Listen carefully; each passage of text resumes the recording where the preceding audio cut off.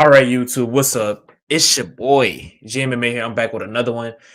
Y'all see what we're doing? We're doing Roundtable, episode 5. Yes, 5. 5. We got the usual Fantastic Four, King Juice, Pressy, TMA Pressy, and we got my boy S.V. So I'm gonna let everybody introduce themselves. Y'all already know who they is, but just for the general audience, we gotta do this. So Well, Pressy, start it off. Oh well, Juice. Well, y- yeah, go ahead, Juice. Go ahead. well, yeah, Mr. MMA, you already introduced us, but yes, I am King Juice.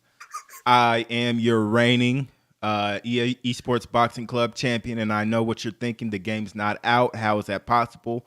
Don't worry about it. Next. All the way from the UK. My name is TMA Prezi. You lot already know I'll be streaming on Twitch and started my YouTube grind lately because of ESBC. And we're back with another one. Looking forward to the subjects today. And yeah, let's get the show on the road, champs. And y'all already know who it is. It's your boy S.V. Hee ha! Need not to worry. I'm back here with another John. Yes, sir. We're back here with another John. And hold on. We got a special treat for y'all now. All right, ladies and gents. Yes, your eyes are not deceiving you. It's him. Now, when I don't want to drop a tear now, but when we started this, never would have thought we would have had a man of this stature. He doesn't need an introduction, but I'm gonna give one anyway. Y'all know who it is, man. It's him. It's Boxing Fanatico. You know what I'm saying? It's him. I'm gonna let him, introduce himself to y'all. I just wanted to, I wanted to give him the proper entrance. You know what I'm saying? I'm gonna let him take it away. Thank you so much for that, Jay. I appreciate that. You guys have been doing fantastic with this. So I wanted to jump on this and have a guest appearance for sure. My name is Edward from Boxing Fanatico. To a wider extent, I talk about boxing. When you cut like a layer deeper than that, I talk primarily about boxing video games. And then obviously one more layer below that, I talk more about eSports Boxing Club. But yeah, let's go ahead and have Get this into conversation, it. have this round table. All right, let's get right into it.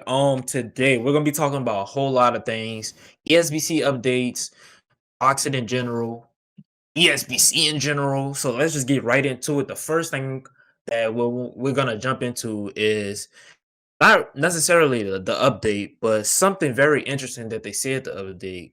They alluded to that you're not gonna be getting any more updates, and I know in the last roundtable, episode 4 or 3, we kind of were talking about Juice primarily. He was real heavy on this that you don't need any more updates. They had, I think that was the June update when we got a bunch of filler. We were talking about how we didn't need that. We don't want to have the obligation to keep doing it if it's not really fulfilling information about the game. Juice, I know you have very strong opinions on this, so I'm gonna let you give your thoughts. Yeah, I want to say besides the Career Hub information, that was actually one of the best things I heard because it's one of those things where now they can just put all their efforts into the game fully. And I feel like we're now kind of at the home stretch to where like the end of the year for actual release date, because I am more leaning for no early access anymore and them actually releasing the game this year. So I'm kind of leaning on that December release date thing now. So that was definitely good news for me to hear. Right. And Pressy, like you got it. I know you're the articulate, the guy that's the smart one. I know you got some deep analysis, man. What you think? Well, I already shared my opinion on two round tables ago when Juice specifically even asked me what, he said, do you remember when you asked me, is there any points to the updates and, and so forth?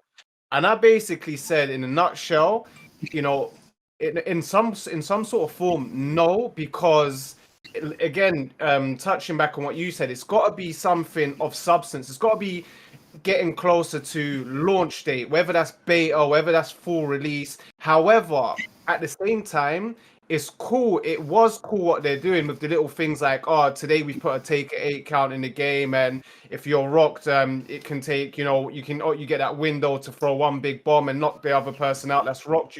It's cool in the sense where they're doing things that other people haven't done before, where other companies don't keep you updated on these little kind of micro kind of things that they're putting into the game or around the community. It's cool to know, but we already know you're not going to keep everyone happy. There's always going to be people that are not happy with what they're hearing, and there's going to be people that just want a release date. So for me personally, I'm still wearing my patient boots. I'm not, I'd rather have a close to perfect game rather than a rush game. So however long it takes, I'm not too worried. As long as we get that game that we're all hyped up for, that's what's most important. So for me personally, these little micro updates is cool in some way, but it's just that date. We need a date. So I'm happy for them to just focus their energy, focus everything into getting the nitty gritty done, into getting this product out there. So 100% agree with you, Juice.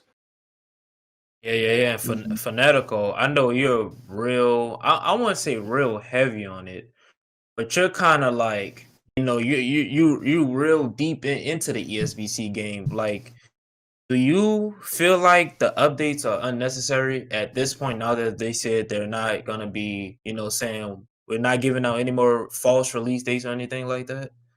I mean, I think that this was the natural progression of that game or that company. It got to a point where what they were saying was literally like, hey, we're still doing the thing that you want us to do. And it was like, okay, cool. I'm glad that, you're still doing that thing. But is it gonna be beneficial for them to just keep telling us that? At one point it would have gotten so dry that there may have been a backlash if they kept doing it that way. So I think that them not doing it is them also showing that they're evolving and they're moving away from indie company. They say they're an indie company, but I think at this point, with all of the money that they have behind them, with the team that they're building, the constant growth, I don't think that they're an indie company at all. And those kind of things are like little cute indie company things. I think they're moving on from that and just becoming like full blown AAA. And we're going to benefit in the end because patience, Pressy said, patience is a virtue.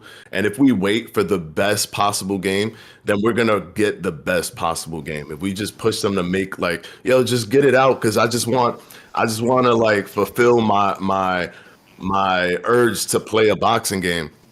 We're going to get a subpar or a suboptimal game. So I think that let them work.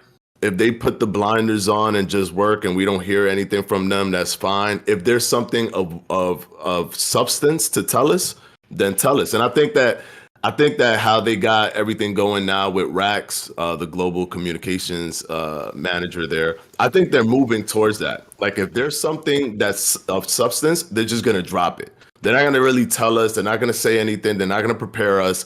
They're just going to go, boom, here, we just got this new fighter, or boom, here, we just got this new trailer. I think that they're moving towards that direction, and they want to remove speculation and people guessing and thinking and trying to create their special algorithms for what they think is going to happen next when they say one little thing, oh, coming soon, or all those kind of things. You know what I mean? Mm-hmm. So I think they're moving away from that, and they're evolving into a full-blown AAA company, in my opinion. And I think that makes sense with moving away from the updates, monthly updates. Right, and Dot, I know you actually dropped a video on this matter. Have your thoughts changed, since then, or how you feeling about it? Man, I think that I agree with everything Fanatico said.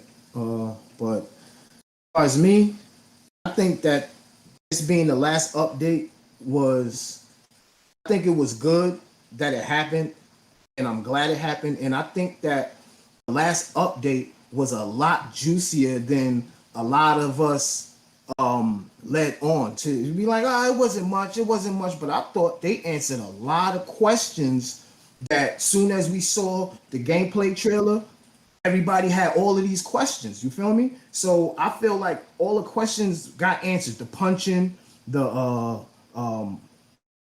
what else? You know, everything else that they came up with, it was perfect. I think it was a perfect bye-bye to the updates. You know what I'm saying? So like, get up out of here. We done like Fanatico said, this is AAA status now. All right. We seen them have on bummy sneakers. You know what I'm saying? Can't afford the bummy sneakers. Now we seeing them wearing the Nikes. And now, you know what I'm saying? They got to afford the J's now, but now they even more grown up, and now they gotta wear the loafers. This is where they at right now. They in loafer mode. You feel me? So Right. I love it. I love how they do it. That means they hunkering down and it's work time, and they're gonna get this game to us, and it's gonna be a masterpiece. Yes, sir. Amen. Yes, sir. Yes, sir. And let's just jump right into the next one, and that's gonna be career mode hub. Now, out of all of the things that they talked about, I feel like the career mode hub was the most interesting in the update.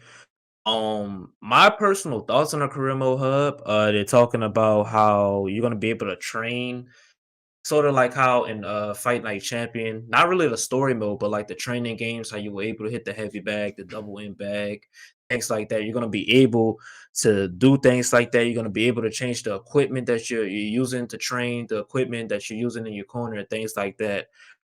While I do feel that's very in depth, I feel like they kind of left like a lot of questions I still had about career mode.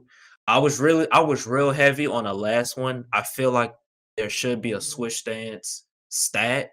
I know when we were looking at the career mode stats and everything, they had left hand power, power modifier, things like that. But I was real heavy on a switch stance because Terrence Crawford is in the game. Terrence Crawford, the best switch hitter in boxing. I mean, let's be honest, he is.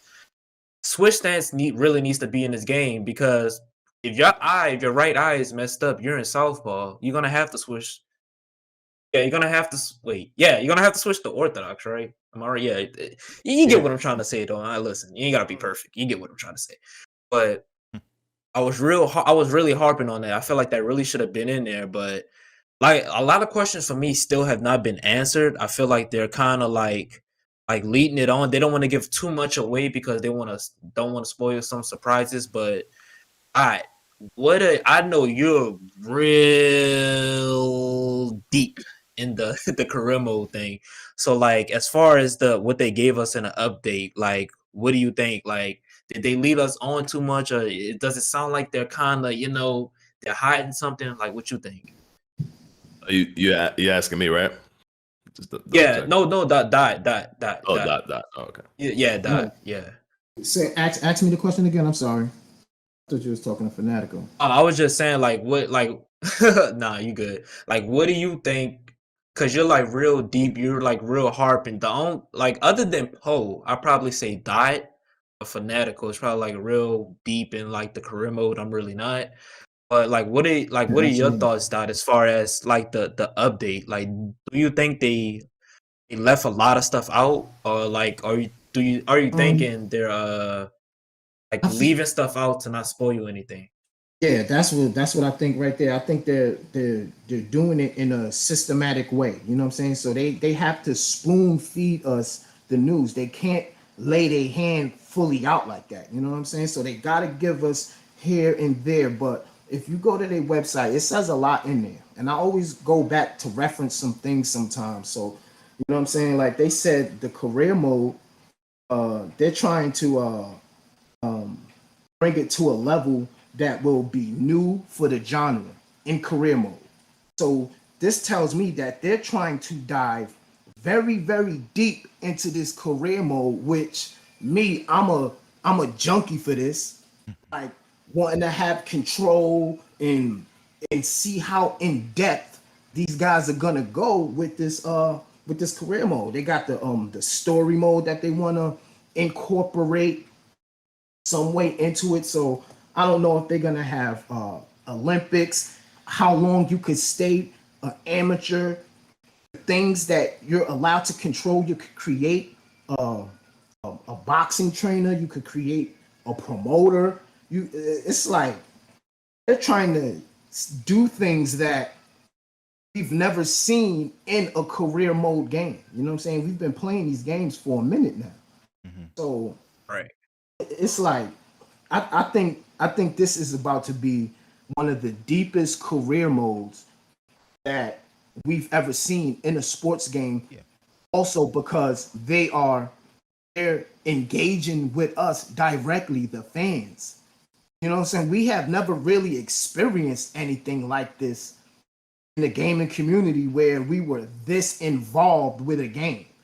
You know what I'm saying? So this is a whole unique Right. situation that ESBC is creating. So kudos to them for that.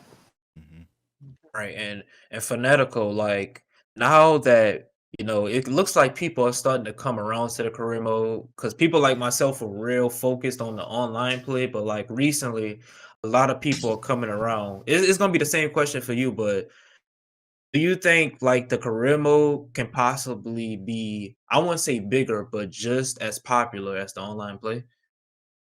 I mean, there's definitely a lot of people out there. For example, Poe doesn't even care about online at all.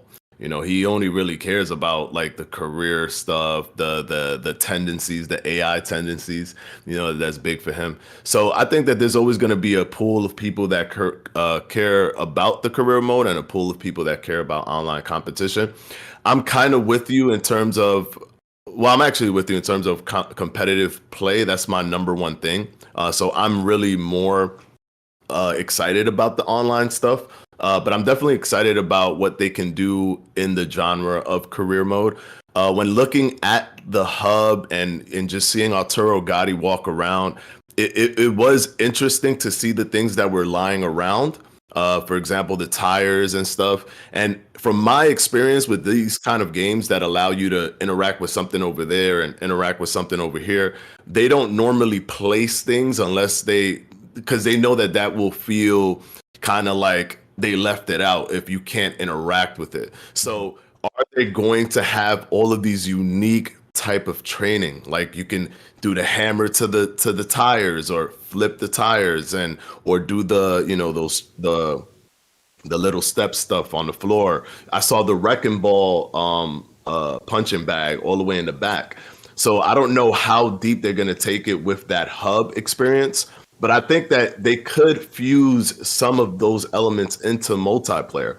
And one of the things that I said early on when it came to this type of walking around hub thing was that this would work so amazingly well if they incorporated it to like a multiplayer hub as well, where you could walk around with your friends. Yeah. You could hang in there, go to, be like, yo, you want to spar? Let's spar, me and you right now. And like people could be jump roping over there while watching you spar at the same time. You know how like revolutionary that would be. So I think that they have something with this, and if they already have an ability to walk, excuse me, if they already have an ability to walk around in third person like that, they can integrate that somehow with the online. It is possible. Now, I'm not telling them to, break the bank and do something crazy. If they can't do it, don't do it. But if they can, this will definitely because that online experience and that elevates a game. That's why 2K is, even though people complain about 2K is still popular because of stuff like this, that kind of online community hub. That's really what 2K, my player, all that's really just online community hub, just taken to the next level.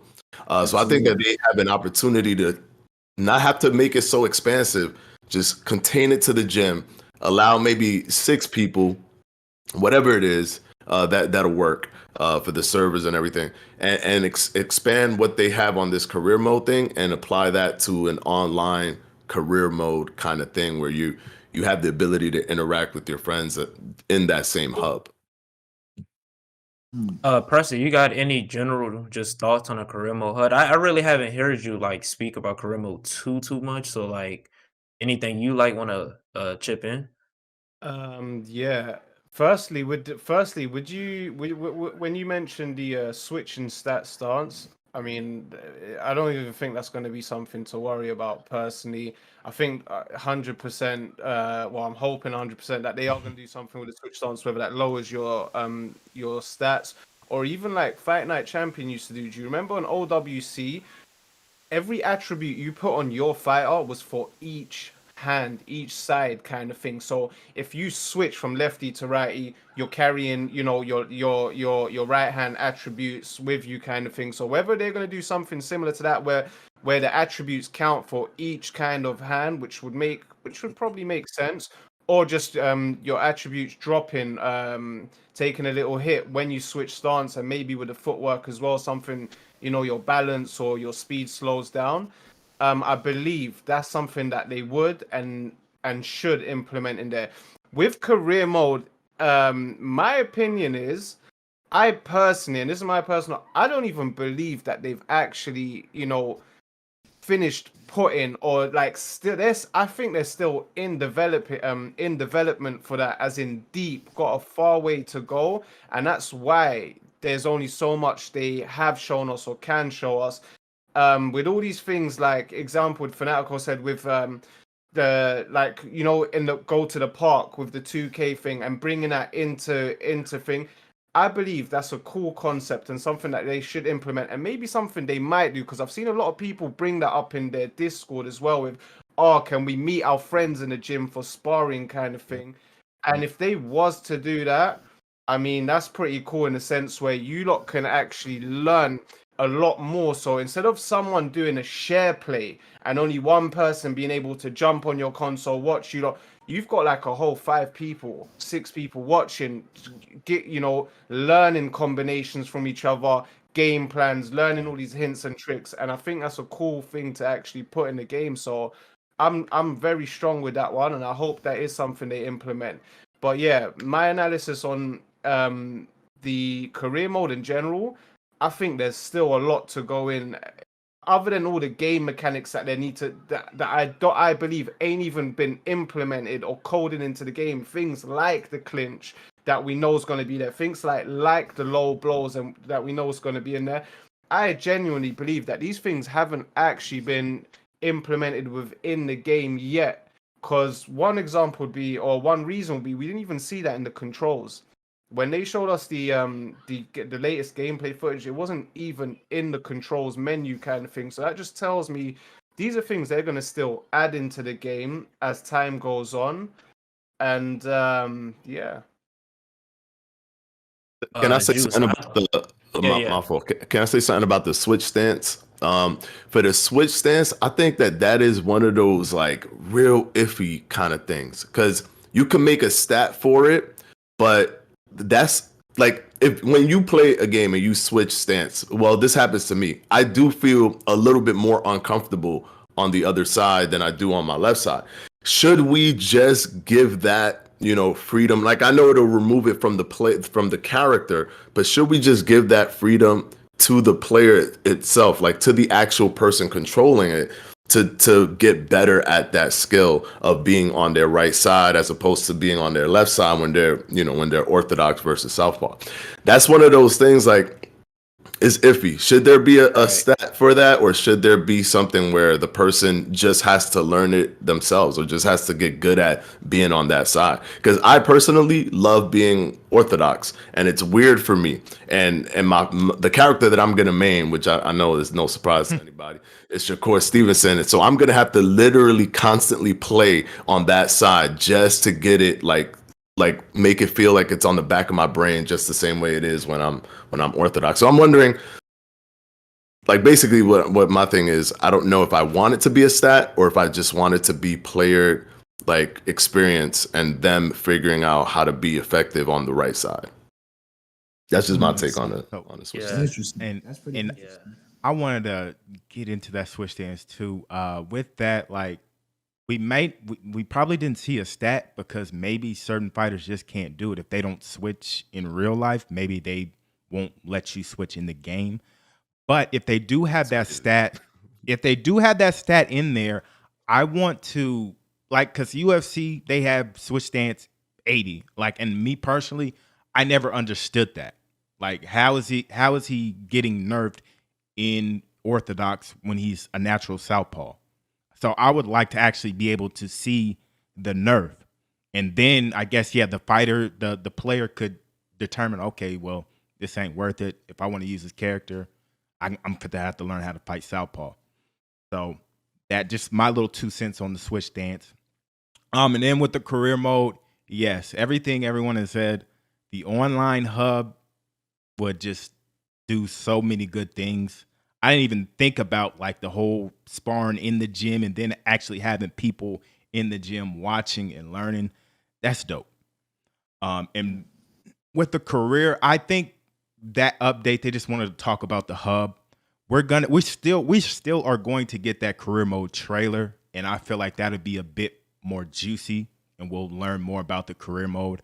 But I'm kind of with you guys. I just want to be online, talk stuff, win, lose, cherry pick, do all that. So Right. I just want the career mode. I want the career mode and my character on the career mode. I just want a reason, I guess, to go back to it from online. Let's say I'm just kind of burnt out on online. Let me, 3 months later, go back into career mode and get a new experience or use my creative fighter online. Just I want different type of game modes and different reasons to visit and use my character. Right. Oh, and real quick, the Switch stance, right? Now imagine, right? Say for instance, we pull up for a sparring session, right? We got a freestyle sparring session. I'm like, yo, Juice, and we could set our own conditions in the sparring, right through online, right through over the net. Look, I ain't gonna throw no punches. I'm gonna focus all on just defense. Yeah. You try to knock me out. You know what I'm saying? Oh, yeah. Or I'm gonna be in the left stance the whole time to get better interactively that way as well. I think that would be super, super lit if That's nice. we're able to do something like that. Yeah. You know what I mean? And there's also, an application. My fault. There's an application. No, you good. You good. There's an application to that because no records are involved. Nobody's losing, points. Nobody's Right. losing fights. All of that Right. makes sense because you can use it and it's like do whatever you want. No repercussions. So Right. it makes sense to apply that as opposed to just being like, oh, let's just get in a match and like let me lose, a fight so that you can I can try to learn something. It makes sense to do it with a sparring session. And with y'all saying these things now, it's like, I was like, man, I really want this in the game. With this being eSports boxing club, this has to be in the game now. There's too many benefits for it. It has to be in the game now. Yeah, The main there's a lot of factor applications is for that. the main factor is when it comes to inviting each other, like example UFC 4 to practice, you're stumbled with the time limit, and there's no taking off the time off a fight. Whereas sparring, you can do it however many rounds, set your clock, take the clock off, and things like that. I think it's a very, very viable thing to have within the game. Yeah, imagine Right, and- just a sparring session without a clock. You know what I'm saying? Just go and go and go as long as you want. Like that happens in sparring. Or just do as many rounds as you want. That happens as well. But listen to this. Does that affect your how much punishment you can take in your career and further on as like how you got your career? So if you do too many sparring sessions, that's like wars. Will that affect what happens to you when you actually fighting guys online and fighting guys in your career, things of that nature? I mean, I think that would be realistic, but I think that they need to have a reason for you to want to do the sparring sessions without any reservations. You know what I mean? And use it to its full extent to learn. But if you wanted to be super hyper real, that would make sense. But I think that because it's still gamified a little bit, they should kind of lean towards letting that be a safe space for you to learn as much as you want and not have to worry too much about it. Agreed. Right, and I just wanted to say something that I don't know if in 2K you're really not able, when someone's practicing or something, they're really not able to hear you. They're only able to hear the game audio. Would that be a feature that y'all would want? It's esports, so there are gonna be camps. It's just it's gonna happen. So if someone's sparring, like say someone that's on outside of the ring, they're spewing out, information like juice, like keep that, keep popping the jab, something like that, just to like give Oh, insight. okay. You know how like Okay, real yeah. sparring sessions are, like people give advice and stuff. I think Mm. that'll be interesting. And not Juice. Dot said exactly what I was gonna say. Should there be some type of attribute upgrade to sparring, some type of benefit, or is it just we're just sparring just to get better? Is it like That some de- type of attribute upgrade? I think that should depend on what style of sparring you pick. If you pick the freestyle sparring where it's just open and you're just trying to literally just get better, it should be that. But if you're doing, maybe it should be an option for the sparring sessions. Like, you could do freestyle sparring, defense sparring, punching sparring, whatever. And also I want to add too with this, right? Because this hub, right, it'll be mainly career, but I also want to be able to take Sean Porter and his herky jerky awkward style, and I want to be able to bring him in the hub and get used to using Sean Porter, which wouldn't affect my online. I mean, not my online, but my career mode fighter anyway. I Nice. think that they should just let you do, if they're gonna let you do the hub and do career mode, do it just like offline where you can pick a fighter, whatever fighter you want, and use that for your career, or just have a hub that's completely separated and isolated from career, and you could just go ahead and use anybody you want in that hub. I think that's how they should do it. Yeah.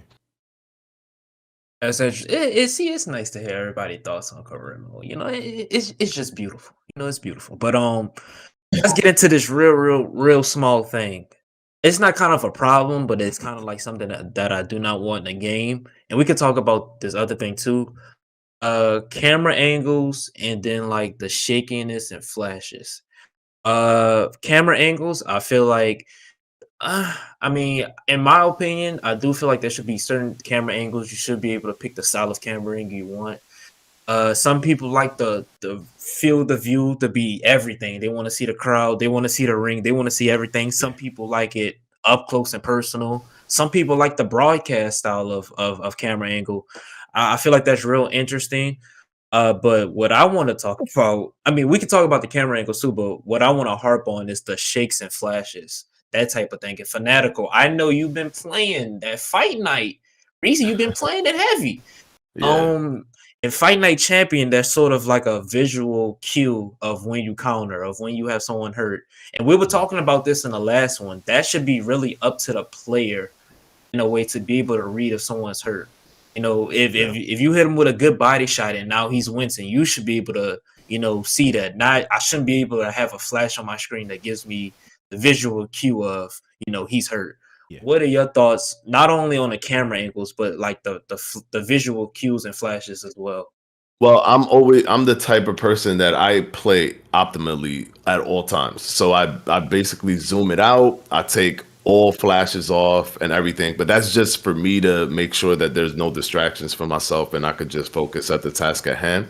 But I did take off the flashes on Fight Night Champion and I pulled it back, and I still can tell when I hit somebody with a counter. Like I can still feel it somehow. I think maybe the sound or something, but I can tell. So I don't think that you need those things, but I can see how people want those kind of things, and it makes them feel excited and entertained by what they're doing on screen. But I definitely know that they can turn it off, and it is not hard to know what's happening when that's turned off. And like I said, I'm one of those people that turn all those things off anyway. So, but yeah, that's my opinion. They could take it off, and people will still be able to figure out what's going on.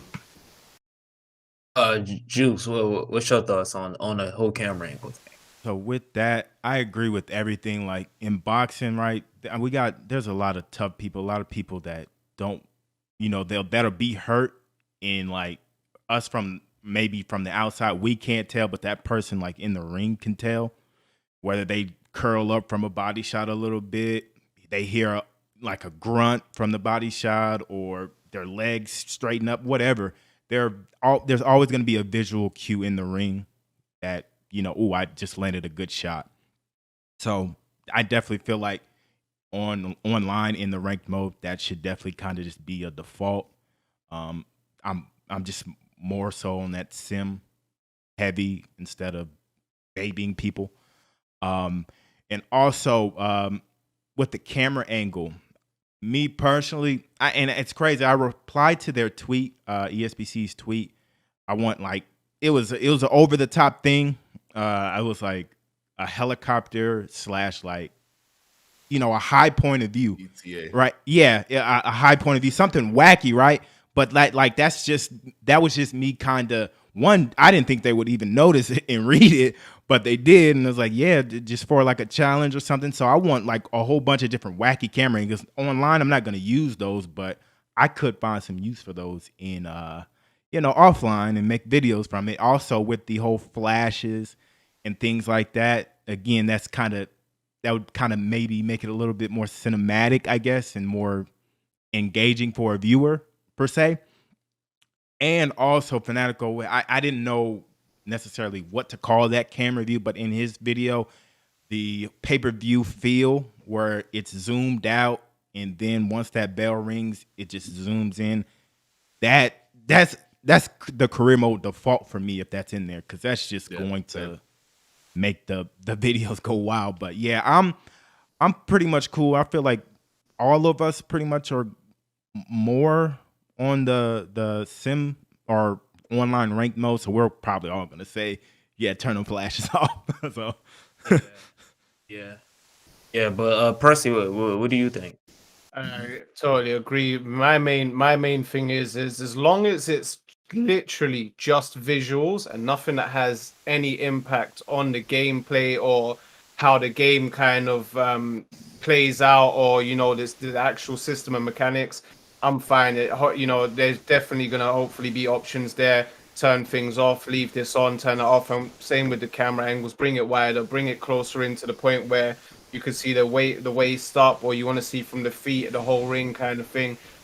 For me, it's just visuals. In Fight Night, I used to turn them off. In UFC 4, it didn't bother me. I've left everything on default. Just to make my main point is, as long as it doesn't actually change anything or give anyone some sort of advantage. Yeah, I understand when Fanatico was saying earlier, you could, the flashes and things like that, you rather just focus on the punching and don't let animations kind of, change anything or anything like that. My main point is just as long as the gameplay is the same, it doesn't bother me. Juice, you got? Yeah, I know you ready. I sound like you ready to dissect it. You got something to say? I already you died. Me, well, the camera angles, I think that I was fine with the camera angle that they had. I just wanted to see the whole person, right? The flashing and all of that, I always take it off, no matter what. Me, when I play simulation games, I don't want to see nothing. I don't even want to see the time. Understand? If I had the option to take the time off, I want to just play like that. I don't want to see no names. I know which fighter I am. Even when I play 2K, I take all that off. I don't need to know that, that's number 23. That's LeBron James. No, I know my players. I know my personnel. I know who's who. That's it. I know I'm a boxing fan. There's 3-minute rounds. I got 3 minutes. If I'm getting tired, I'm doing something too much, I want to see the effects happening to me. And that's just that. You know what I'm saying? When I punch you in the gut, it's like you said, it's different from, you could see me grunt, you could see me fold deeper, or some shit like that. But plus the camera angles, I'm not. Give me the broadcast camera angle. Give me the angle where you can see your whole fighter. That angle that Fanatico's talking about, where you can see the whole. I'm good. I ain't tripping on no camera angle like that, because I know they're gonna fix that shit right on up, and I'm gonna be ready for smoke. All right. And just one more thing I really want to touch on as far as ESBC, and someone asked me this in my stream, and I feel like this was a really not particular question, but it was like a real it's a question that makes you think. I don't know. I know Pressy and Juice are like not well in, but like they know about the UFC 4 community as far as the esports thing. And I hate to keep bringing up the game because I really don't want to, but it's like I have to because it's like what other recent combat sports game do we really have to compare it to? Mm-hmm. The esports side of not the esports side of it, but like as far as ESBC listening to our output, someone asked me, would you like do you think they're like doing a better job than EA as far as like consumer not awareness, but like consumer feedback? And I think they are, Yeah. because yeah, I think they really are because they even asked for our interaction on Twitter as far as the camera angles thing. I feel like they listen to our questions. They spend time, dedication in that ESBC Discord server to answer some of our questions day in and day out. Poe, I'm gonna say it again. Poe made a entire wish list, a whole book. He made a whole encyclopedia for Fight Night Champion. It seems like Fight Night didn't even, we don't care about that. You know what I mean? But someone also said this. I don't know how the ESBC thing is going to work, but I know for UFC 4, there's kind of like a sort of like game changers sort of thing. So like certain people who like have a direct line towards the devs and things like that.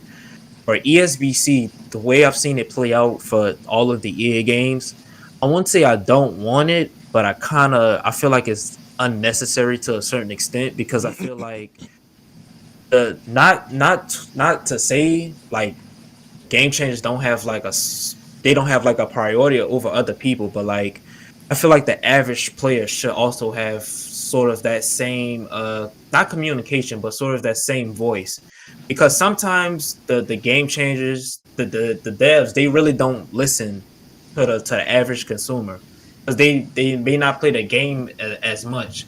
They listen to the game changers, if the game changer says the game is fine, they're not going to change anything. You know what I mean? But the average consumer, the person who's probably playing the game the most, more than a game changer, they may have a little bit more insight, a little bit more to say, and they're not going to get their voice heard because they're not at the top of the list of a priority. If you get what I'm trying to say. So since you look like you're ready, Yeah. like, what's your thoughts on it? So with that too, and with this whole, I don't mind if they do like a game changers program. My thing is, you said about the average consumer, bruh. I'm gonna be straight up with you. Once the game comes out, they definitely. I don't want to say just cut people off because that's what got them here, right? Listening to the people, but as far as the way boxing is, everybody's not going to. Everybody doesn't watch boxing like that, Everybody in that Discord doesn't watch boxing like that, so they're gonna have opinions on things based off of Fight Night or based off of some Rocky movie or something, right? And so me personally, I know they're in close contact, with Fanatico. I know they're in close contact with Poe. And I don't know if it seems like they may be in close contact with Coach's Corner. For me personally, those three guys, I trust their knowledge. Like me and Fanatico don't agree, especially on Terrence Crawford. But I know, like, I can see where he's coming from with everything that he's saying, right? And I can respect, and I'm like, yeah, that makes sense, right? So with those three guys and their knowledge, if they were to kind of, when the game comes out, kind of tunnel it down to maybe focusing on what they're saying, I'm fine with that, right? I'm fine with that. I just want the best game possible. And I know that those three have that knowledge too. So I fully, like, I'm cool with just kind of falling back with that, right? But again, I don't necessarily think they're going to do that because they know they're listening to people and it's helping them out with their game. So I don't see them doing that. But if they were, I'm cool with it. So I'm fine either way. And Pressy, I know you I won't say in the same boat as me, but you can like see where I'm kind of coming from with it because you're as deep as me, probably even more deeper. Pause. So, like, what do you think about this whole thing? You mentioned about the general public's feedback and things like that. Well, to be honest, with other companies, for example, like EA, that's what they do with the beta. So the beta, they would just ship it out to if you someone that had FIFA or something like that, or UFC on the previous version, and had over a certain amount of hours of gameplay on it, then they will just randomly start shipping emails left, right, and center to give you a code for a beta to play for is however long, right? And then within that email, they even send you a link at the bottom for the EA forums for that beta, and this is for the general public, right? Your average consumer. That you put in feedback, and there would be a lot of people active in the forums, whether they're game changers, a handful of them, and majority of it is your average consumer giving on the feedback. It's just down to how much they really take on board. Like they did make the facilities there, they did put the facilities there, they do give the beta codes out for your average consumer or your general public to play. It's just about taking the feedback on board. To be honest, that's what it comes down to. With regards to a game changer program for ESBC, I do feel, because at the end of the day, you can't take in too many voices at once. That's when things will start get confusing. Oh, 20% say this, 30% say that, 40% say. At the end of the day, when you can rely on a pillar of game changers that understand the sweet science, that have the passion for the sport, that understand whether it be a little bit of coding or just mechanics in general, and know how much hard work it will take for tweaking, where they don't make ridiculous kind of requests of the game need changing, where things that are realistic. Then yeah, I believe a game changer program would be ideal. And that's the way. And there have to be people that are genuinely listen to the rest of the community, rather than trying to bring out their own personal interests within the game. Yeah.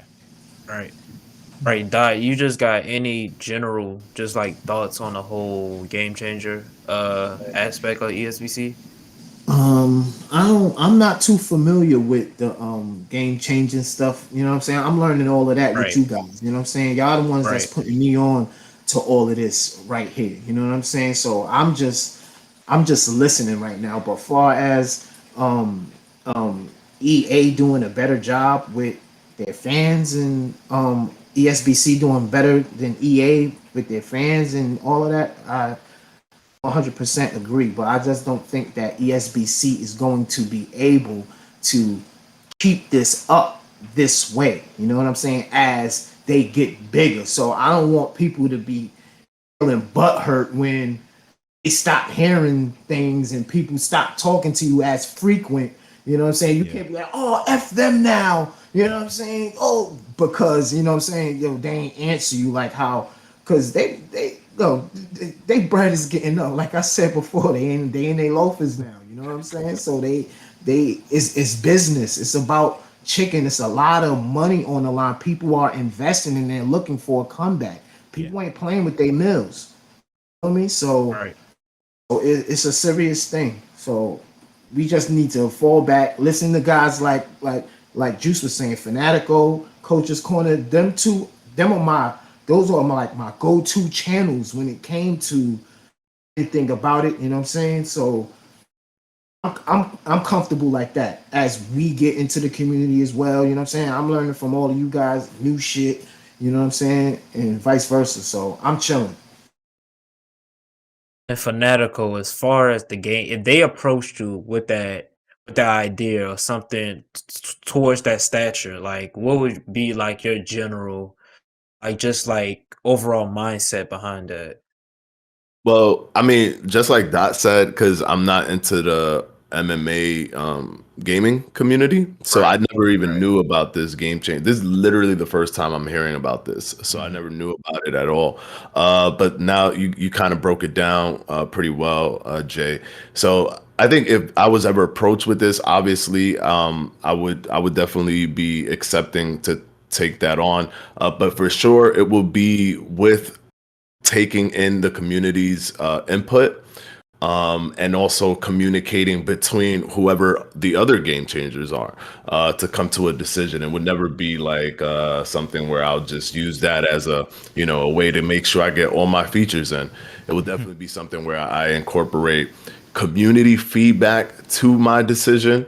But my thing is that I'm always gonna lean towards simulation. So you're always gonna get that from me, but I do have an open mind in terms of a game. I know a game needs to be a game at the end of the day, and there's certain things that have to be sacrificed so that gaming experience is enjoyable. So I would always that's my mindset. I'm always like leaning towards simulation, but with the understanding of what's realistic and what will destroy a game or make a game continue to be enjoyable. Right. And Pressy, I just want to ask you this, because you're into it like me. Do you? I don't want to like bash on anyone, because I don't like doing that as much as I heart. Y'all know I'm very vocal about UFC 4 and things like that. I don't want to like seem like I'm disrespecting anybody, because I don't. We may have different opinions, but I don't want to disrespect anyone. As far as like a game changer wise, there are some game changers who don't even play the game anymore. You know what I mean? Like UFC 4, like some of them don't even play the game. Some of them casually play the game, and it's kind of like, what was the point of having this if y'all don't care anymore? Because if they trusted those certain people to care about the game, to give them feedback, like what was the point of even doing this? Now if they don't care, now you kind of like lost that base of the whole thing. So like Pressy, like I won't say for instance, but if they ever like do a game changer thing, what would be like a different system that you would like recommend? As far as like different from EA. Okay, to be honest now, I know quite a few of the game changers for UFC 4, and I can like honestly tell you, it's not the game changers. It's like there's only so much you've given a role. There's only so much you can do with it. So yeah, I understand you're right. Some of them don't play the game as much. Some of them did kind of park the game aside or shelve the game. But there's only so much they can do, because they're there to feed developers the information. They're there to feed them with the feedback, with what needs changing, with what they can't physically change the game. So believe you me, because I speak to them as well. They relay all the feedback onto the developers. Like that's all been done. Their job, their side of what they're supposed to do has been done. It's the other side, the people that physically need to start coding, that need to start changing mechanics. It's in their hands, and what they choose to do with it is what they choose to do with it. So I can honestly tell you that's the truth when it does come to the game changers on that side.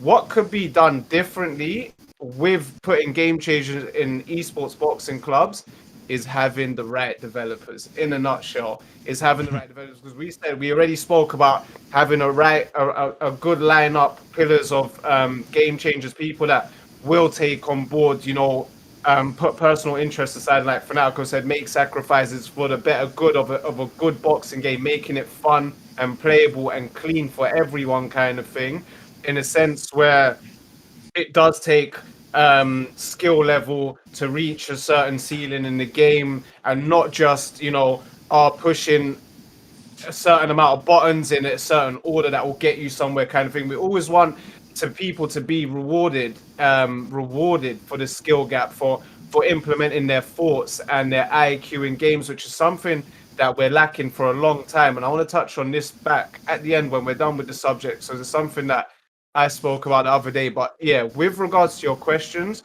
those are my two answers. So it's not really the game changers, it's the people they leave the feedback with. And again, with the game changers for ESBC, the right game changers, the right people for you, people that will genuinely hear the community, and it's in the developers' hands at the end of the day.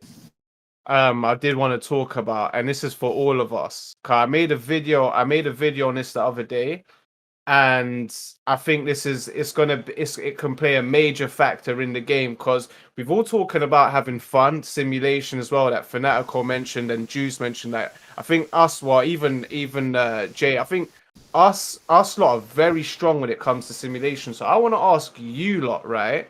What's your opinions on, and this is like a two-part question, on the semi-auto block and the manual block? Because I made a video on this literally last night.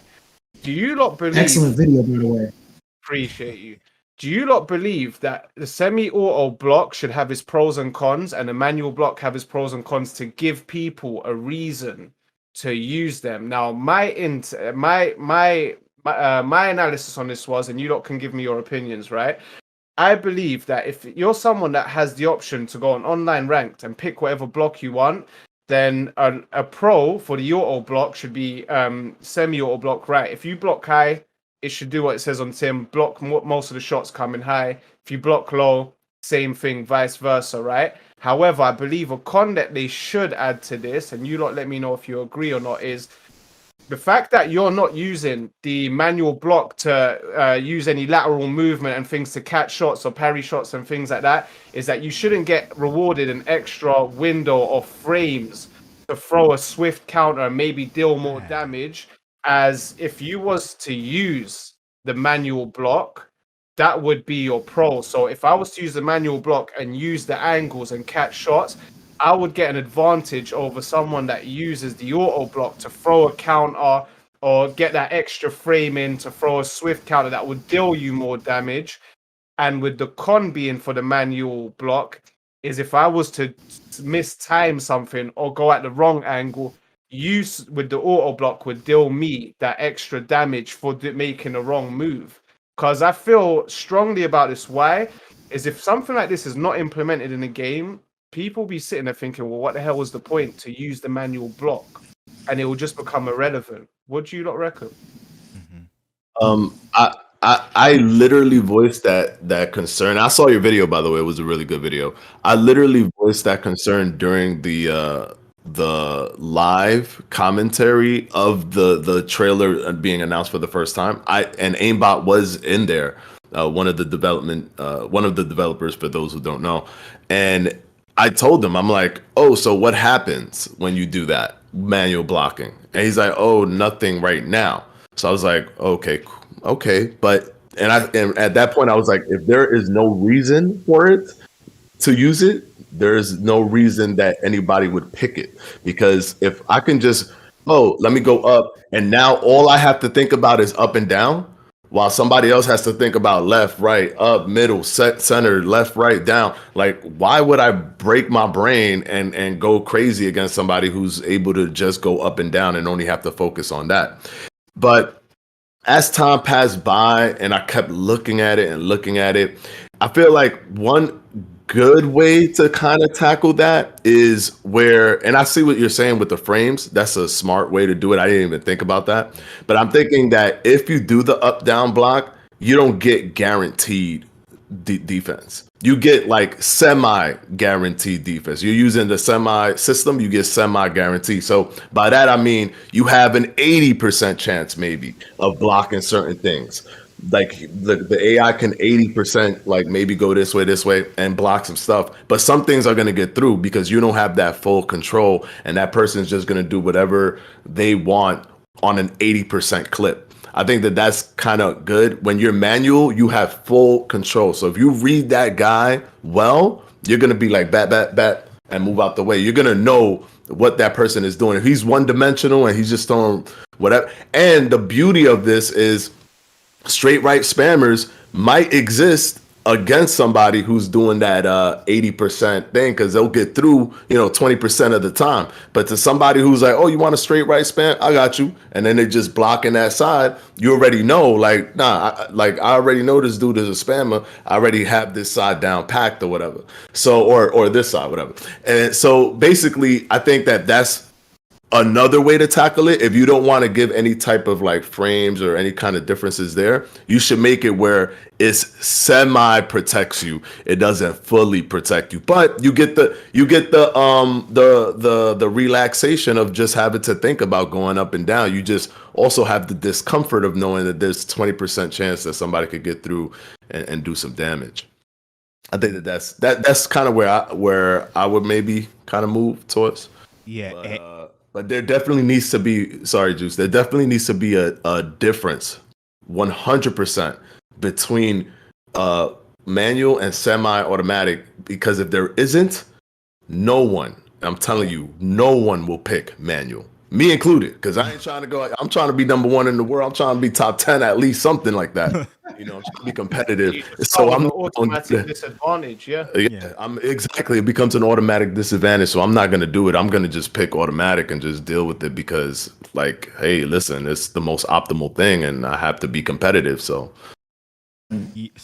just to add my 2 cents in, I've seen both of y'all's videos, and I watched Fanatico that came out pretty much right after the trailer, and he had said something, about punching around the guard, and at that point I was kind of like, I'm still gonna use it. I'm just gonna deal with that, and if my opponent's using the 6-point, I'm just gonna, if they don't have it mastered, I still feel like I'm gonna win and get more damage off. But now with the frames, that's kind of a game changer. If they put those two together, now that up down, it's looking very weak. It's looking very weak, and it's at that spot where, okay, now I need to master this 6-point because my offense and my defense could kind of get affected if I'm using this up down. So I like both those things added in there together. I hear that. Right. Well, with all of y'all breakdown and hearing it, I'm just thinking in my head like, damn, it's a lot of work to do still. You know what I'm saying? When you sit here and you talk about these things, and I'm sitting here, I'm like, damn, I didn't even think about that. You know what I'm saying? I'm like, shit, and I'm just sitting back reflecting like, damn, it's like, I don't think we get how hard of a process this is. You know what I'm saying? So for a lot of people that harp on this shit and be like wanting the game to hurry up and come out, and it's just not realistic. Save that energy to buy the game so I could kick your ass. You feel me? So exactly. That's just that, man. But yeah, as far as that, man, like I'm just listening to y'all on this point, you know what I'm saying? I'm just soaking it all up and I'm learning all of this. So I ain't got too much on that. I'm just listening and vibing off the great ideas that's coming up out of this. So yeah, man. All right. Me personally, I wouldn't say I don't care, but it's really not that much of a big deal to where it's like I'm like, okay, I wanna do the 6-axis blocking, or I wanna do the manual blocking. My biggest question would be, will we be able to switch mid-fight? So like if I see someone jab straight spamming, can I switch my blocking system mid-fight? That's really my question. No. Let that happen because if you're gonna go in with auto blocking, that's a thing that you have to like die by your sword. Like you decided this is what I want. All right, you can't be like mid thing. Oh, he's right spamming me. Oh, now I'm switching up. It's like, yeah. Convenient for you. Like I think like if that's the sword you chose, that's the sword you're gonna go in through for the entire 12 rounds, and you're gonna have to deal with it.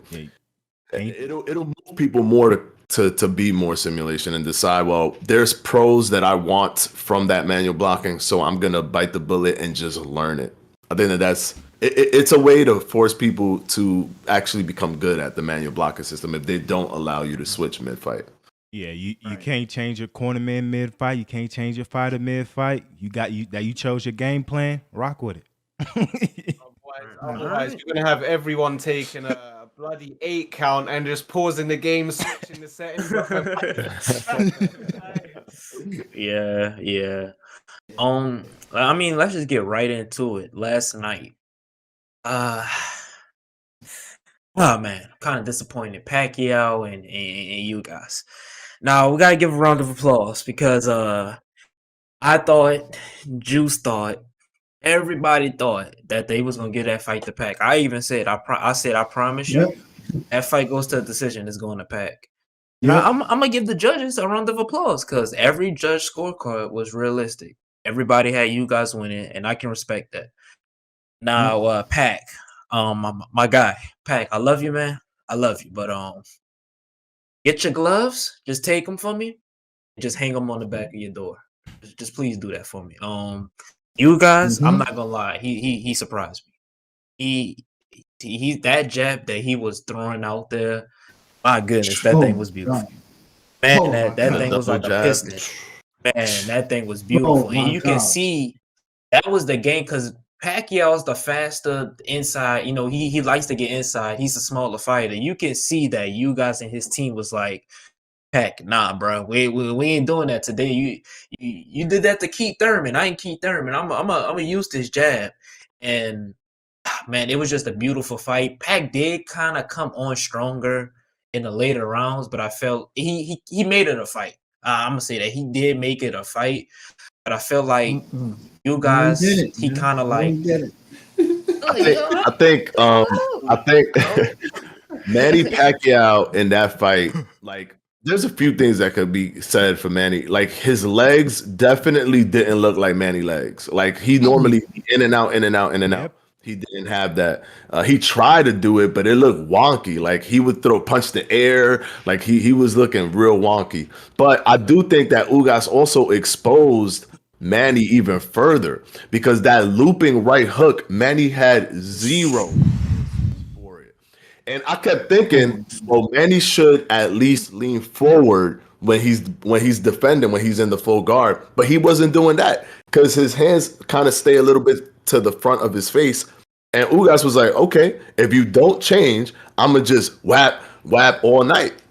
So I don't know why Manny couldn't adjust or figure out what to do, or maybe it's just that like his defense is really his offense. Like if you think about it, it's always been really his high volume output, his blitz, like blitzing you and angles and all of that. And because Ugas basically took that away from him, I don't know if he just couldn't do more, if it was that his legs wasn't there, or if he just didn't want to adjust and just wanted to fight his fight.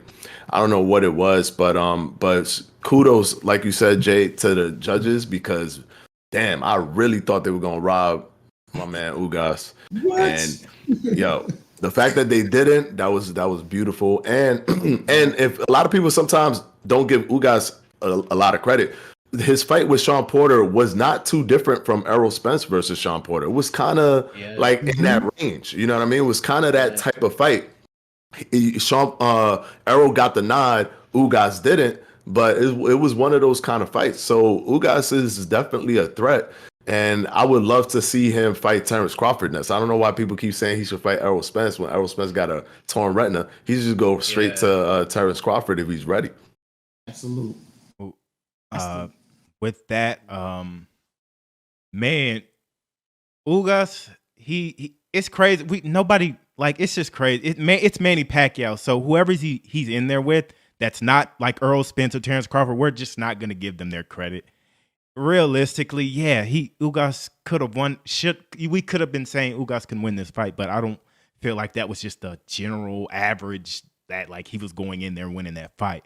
But even with like Pacquiao, and this is crazy. This is kind of how I judge boxing. Of course, in my opinion, I had Ugas winning that fight by even a few more rounds than I had like tweeted out.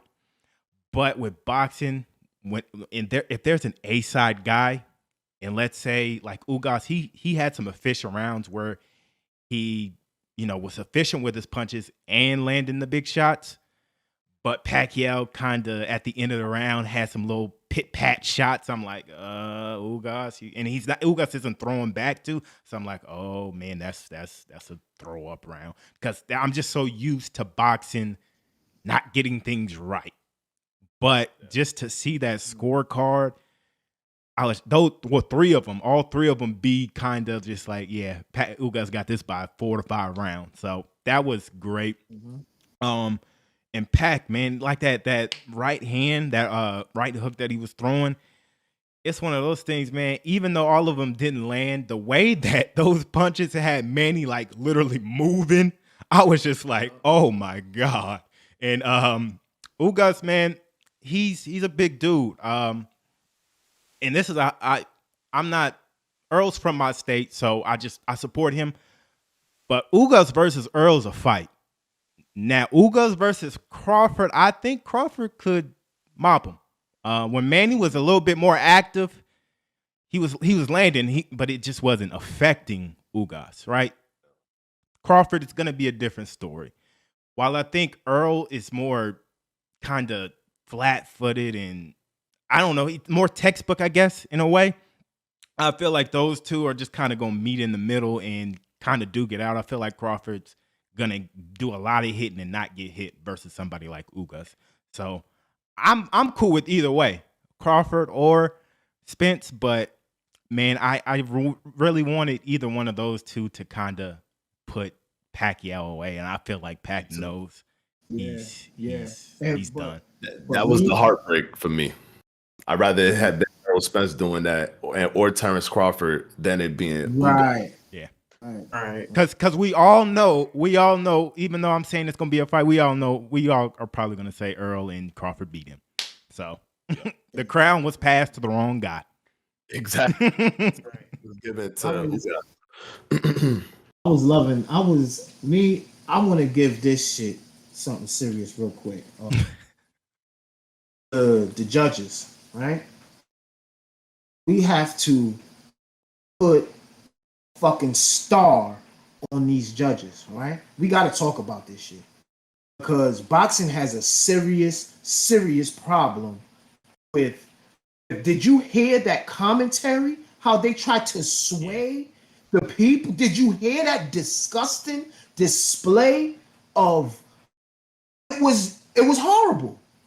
It was horrible, and it took Dame Lillard. Yeah, It took Dame Lillard to tweet that Sean Porter put it out there what Dame meant, because they even tried to act like they didn't know what Dame meant, and Sean Porter had to put the emphasis on what Dame Dollar meant. You motherfuckers is biased, goddammit. Yo, what's funny was that when they read that tweet from Damian Lillard, they changed the way they were commentating the fight. All of a sudden, Ugas started winning. I'm like, damn, you need to be tweeting about fights all the time mid-fight. Like, you need to be doing. God. It That needs was to funny. be a star put on that shit. Those two goddamn judges. Yeah, they got it right. Manny Pacquiao, man. I felt so bad for Manny because Manny's resume. Is it the greatest resume in boxing history? Arguably. Could be. It could. I don't know. He's He fights everybody. Is He it? definitely fights everybody. I don't know. Think of how many different eras Manny was in and was a top fighter in each one. Yeah. I mean, he fought Barrera, Morales, Marquez. That resume Four is times. ridiculous. No joke. Mosley, Yeah, Hatton, Mosley. Mayweather. Yeah. He would have fought bloody Broner, Canelo. Yeah. He do have a crazy resume. He fight everybody. I just feel like last night was a shadow of him. The shadow of him. What is he? 42, 43 years old. I mean, I feel like, yeah, man, it's been a pleasure watching you. I mean, I don't know if this guy needs the money or not. We don't know what the personal thing is, but man, just hang it up. And it's not hang it up as in you're washed, just hang it up. You're a hero to the sport. You've achieved everything that you could have possibly gone out there to achieve. It's like felt like it was like Fanatico saying with the legs and stuff. Usually, Pacquiao's got those massive calves that he's always been strong on his legs. You felt like it was just a slower, just stuck in his shadow, man. I felt like he was stuck in his shadow a bit. And it wasn't like he came in there not to try. He was trying. It's just, when you're trying to just punch out of your skin, like it just felt. Yep. Yeah. And I think like he he just figured him out. Shadow, man. Yeah, my bad, Pat. But you just figured him out. Yeah, and it's like we're human at the end of the day. Some people don't like to, it's a mental thing where in your head, I am Pacquiao, I'm me kind of thing where sometimes you feel like you're not past it, but yeah, man, father time, as they say. And it's not like this, he's in a heavyweight division. Heavyweight division, sometimes cool, they go on to 44, 45. Yeah. He's in these prime cut divisions where you need to be in your prime at in your young ages and your younger years kind of thing. Yep. I mean, man, the guy's a legend. Guy's a legend. And I heard someone mention Pacquiao fighting. Oh no, you go ahead, Dot. Go ahead, Dot. Oh, go ahead, Jay. Oh, because I wanted to transition. So you had something to say? Yeah, no, Pac? I'm with you. Okay. All right. So I just want to talk this one last thing. I heard someone said Pac fights everybody, but I want to talk about a man that particularly does not like fighting everybody. And y'all know where I'm going with this. Mr. El Cinnamon. Yeah, no, we're going there. We're going there. El Cinnamon. Caleb Plant. All right. Yeah. I got one Yeah. question. One question.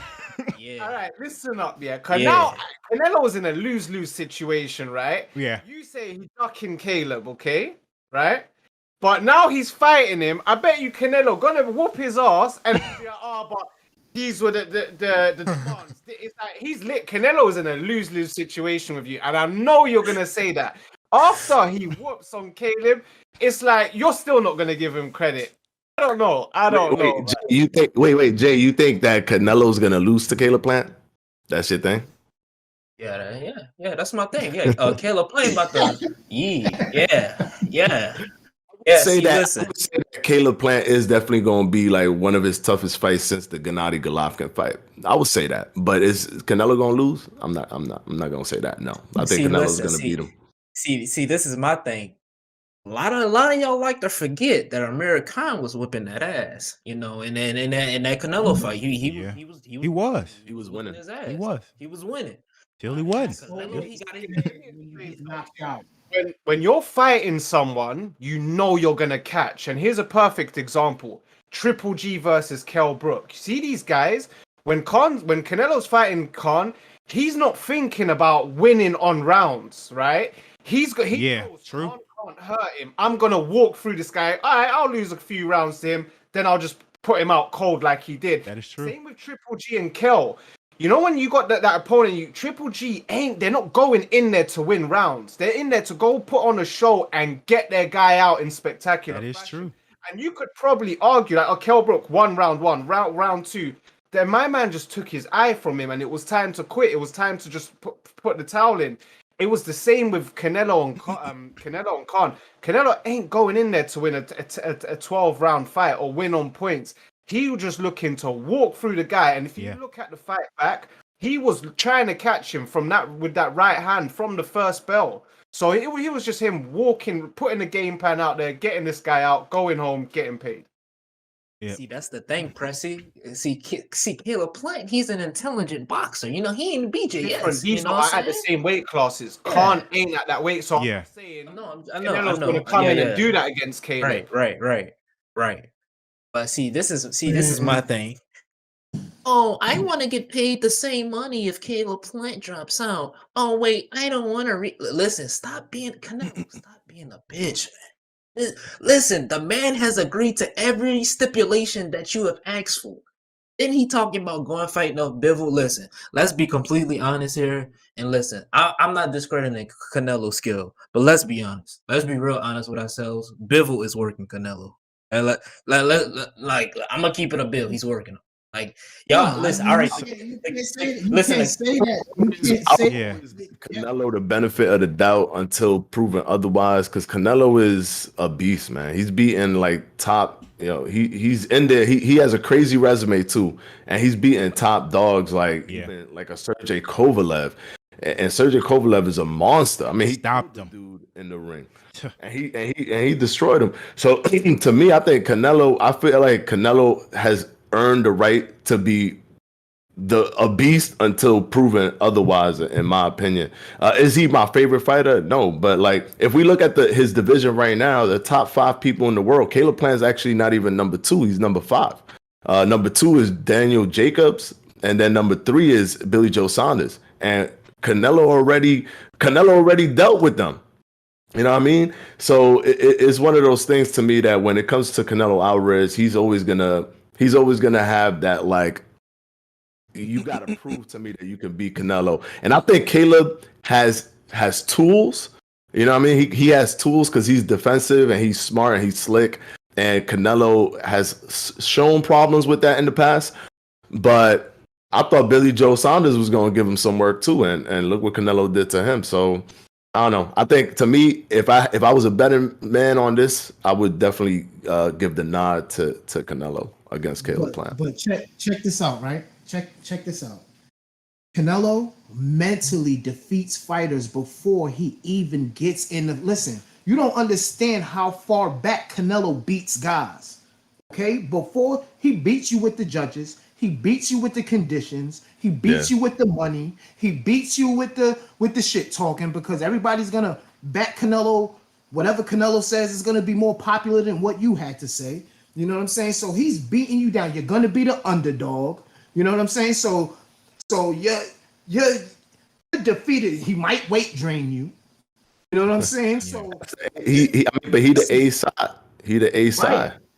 Right, exactly. He utilizes that to an extreme, in my opinion, like to an extreme. Because what he was trying to demand from Caleb Plant, after already being close to a deal, and then the deal breaks down, and then you're like, well, and the only reason it breaks down is because of some diva mandate. Like it's crazy. He beats you there, and to beat him in the ring is even tougher because body shots, that chin, torso movement, that orbital bone, gone. Yeah. Listen, I ain't gonna sit. I ain't gonna sit. I ain't gonna And they say got the man judges trash. most of the time. Yeah, They listen, I got ain't the saying judges, bro. They got the judges. Yeah. I want to. Saying Canelo trash or nothing. I don't put that out there. I ain't saying he trash. Yeah, Go I ahead, definitely want to. So with Canelo, like, again, I love watching him. I like, a lot of people just don't appreciate greatness while it's here in front of them, right? They want to wait until they're retired or dead. Canelo is great. He is a great, and I just want to say that.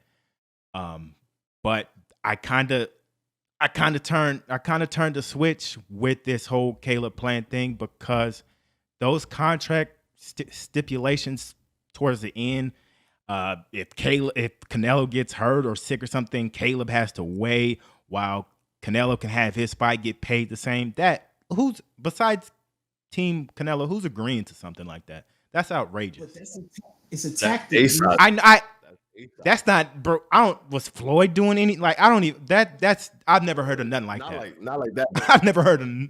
So with that, I know, and I doubt I'm getting into that. I know it's a power move. Like, just accept this, you punk, so you can get your biggest payday. I'm just like, bro, I want that to stop. I'm not gonna lie. So I do want him to take an L, right? And it's just bound to happen, right? He's after Plant. If he beats Plant, Bibble is another slick guy that's bigger, and can take some punches, right?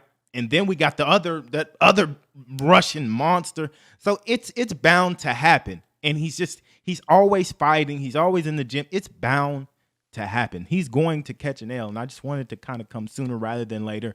So this whole throw him his weight around, because let's be honest, Canelo's not afraid to fight anyone. There may be matchups where he's like, that's going to be a tough one. That's going to be a tough one, boo-boo. Yeah, that's going to be a tough one, and you're boring, so I don't have to fight you. I'm not scared. I just don't have to fight you. I don't have to deal with that. Let me go up to these big dogs and get some good fights in and deal with these type of challenges. But I just want him to, that whole contract thing just left a sour taste in my mouth. Because at the end of the day, too, as a boxing fan, I'm thinking, man, they could have been fighting in September. And just in case, hey, people are saying Caleb's going to get washed. If he does get washed, Canelo was talking about coming back in December or something. So me as a boxing fan, I would have loved to have seen him fight 2 more times, but we're not going to get that chance.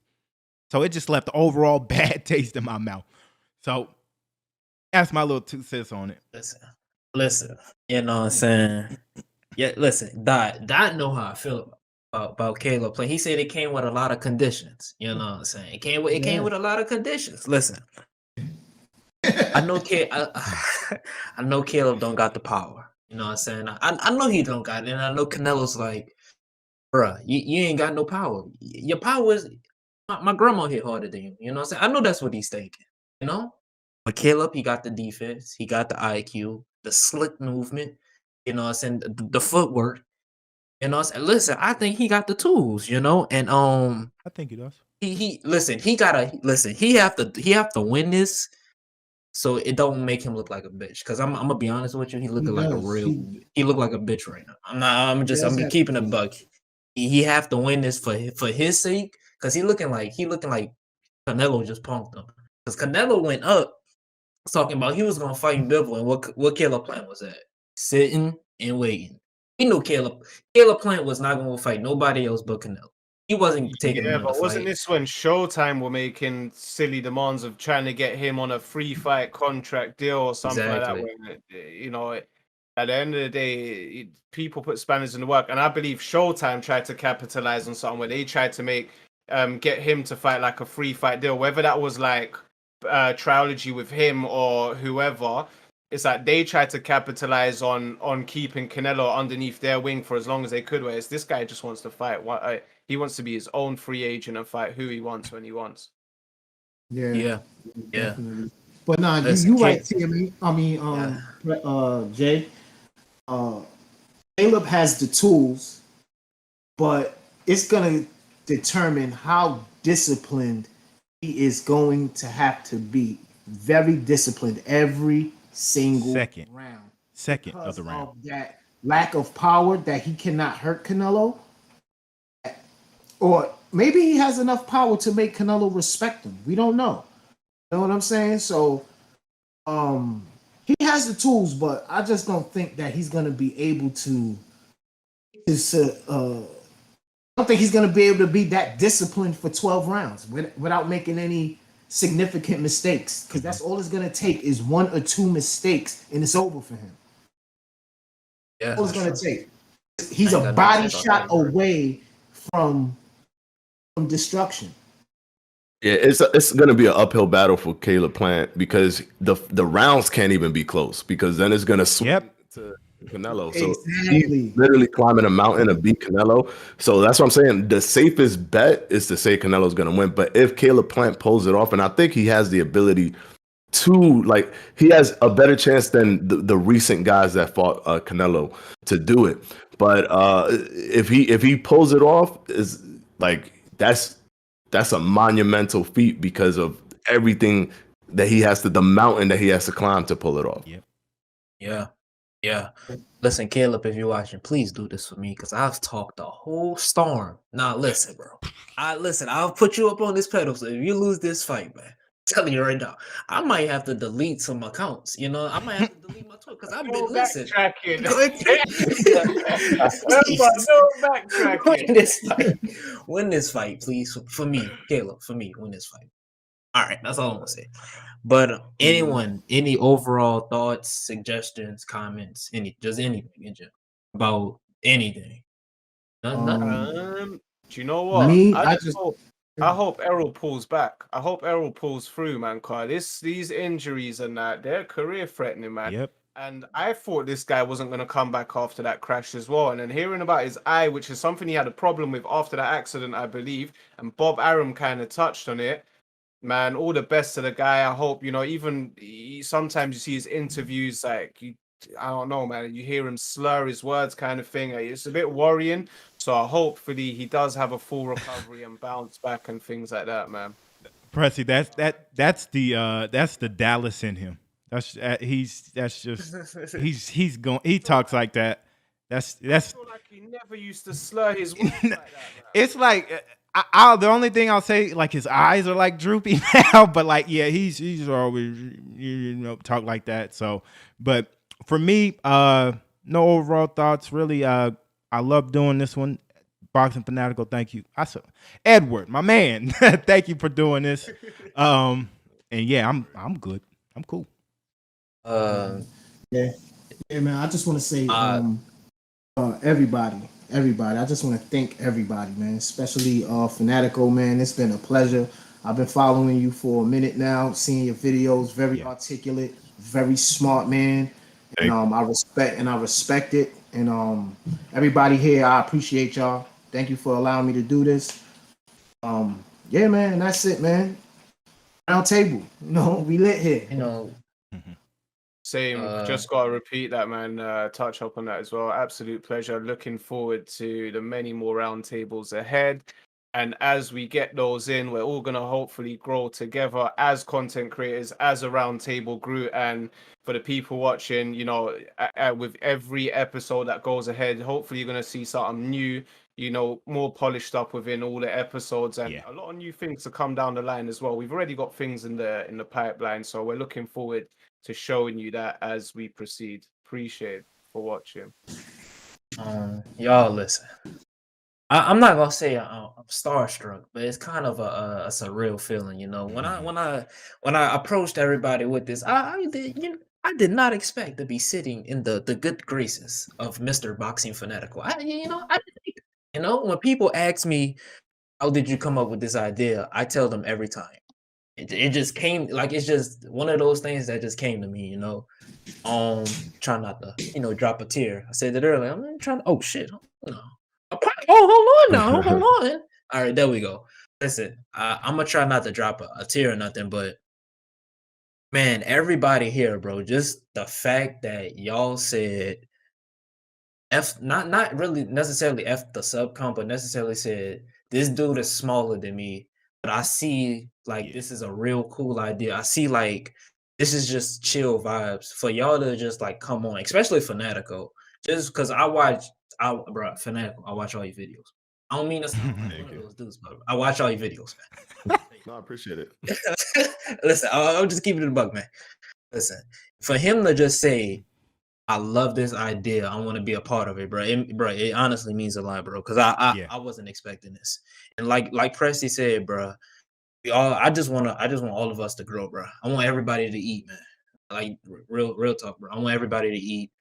I really don't have much else to say, to be honest with you. I really think this was probably the most, in my opinion, this was probably the most informative, Yeah. the most informative one we've had, in my opinion. I really enjoyed this one. I enjoy all of them. But yeah, that's all I really have to say, man. I'm done. You know, And that's all I gotta say. Yeah. go ahead. Well, I was just gonna say my piece. Thank you for definitely for having me on. I'm not gonna lie to y'all. I watched every single round table y'all ever had, and I thought it was awesome. I loved it. I could sit through the whole hour and a half, like just watching it because it's super. There's something interesting about just seeing a bunch of people that like something talk and exchange ideas about it. So when I saw the last one, I was like, yo, screw it. I'm gonna hit up Juice. I want to be in this round table, man. I want to be in this. So yeah, man, for sure. I jumped on the opportunity once Juice said yes. I was hype. I couldn't wait to be on here.